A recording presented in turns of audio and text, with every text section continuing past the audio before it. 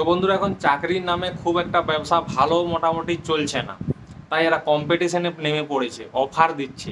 কেউ 5,000 টাকায় অ্যাডমিশন করাচ্ছে, কেউ ফ্রিতে অ্যাডমিশন করাচ্ছে, কেউ আবার 6,000 টাকায় করাচ্ছে, কেউ আবার 4,000 টাকায় করাচ্ছে, শুধু খাওয়ার টাকা দিচ্ছে মানে নিচ্ছে। এরকমভাবে অ্যাডমিশন হচ্ছে। তাই আমাদের এই পাশে মেদিনীপুর আর ঝাড়গ্রামের ছেলেদেরকে আমি বলছি, বিশেষ রিকোয়েস্ট, যে মেদিনীপুর ঝাড়গ্রামে তোমাদের যে ভ্যাকেন্সি থাকে, যথেষ্ট ভ্যাকেন্সি, শুধু নিজে কষ্ট করলেই হলো। আর আমাদের ঝাড়গ্রাম আর মেদিনীপুরের ছেলেদেরকে সব থেকে বেশি বোকা পায় গ্রামে গঞ্জের ছেলে বলে।